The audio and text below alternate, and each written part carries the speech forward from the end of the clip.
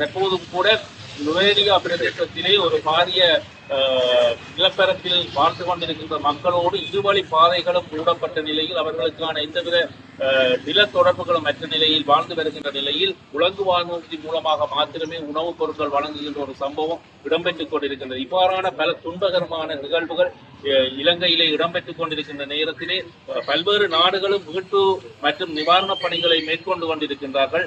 எனினும் கூட நாங்கள் சந்தித்த பேரவலம் இன்று ஒரு 2-3 கிழமைகளோடு தற்போது வழங்கப்படுகின்ற உதவிகள் நிறுத்தப்பட்டாலும் கூட அவர்களுடைய மீள எழுச்சி, அதாவது குறிப்பாக மலையக தமிழர்களுடைய மலையக மக்களினுடைய மீள எழுச்சி மற்றும் அவர்களுடைய அடுத்த கட்ட நகர்வு என்பது பாரிய ஒரு சிக்கலை எதிர்கொள்ளப் போவதாக இருக்கின்றது.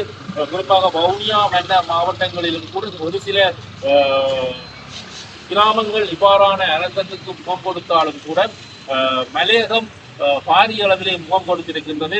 அவர்கள் தங்களுடைய பொருளாதாரத்தை முற்றுமுழுதாக இழந்த ஒரு நிலைக்கு தள்ளப்பட்டிருக்கின்றார்கள்.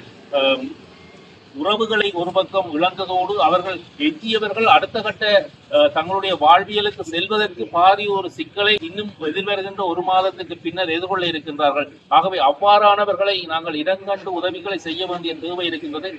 குறிப்பாக இந்த நிவாரணப் பணி ஒரு சில இடங்களுக்கு தேவைக்கு அதிகமாக சென்றிருக்கின்றது, சில இடங்களுக்கு செல்லாத நிலைமை கூட இருக்கின்றது. ஆகவே இதை அறிந்து ஒரு ஒழுங்கமைக்கப்பட்ட ஒரு கட்டமைப்பு கூடாக கொண்டு செல்ல வேண்டிய தேவை இருக்கின்றது. ஆனால் அதை யார் பூனைக்கு மணி கட்டுகின்ற ஒரு நிலப்பாடும் தற்போது இருக்கின்றது.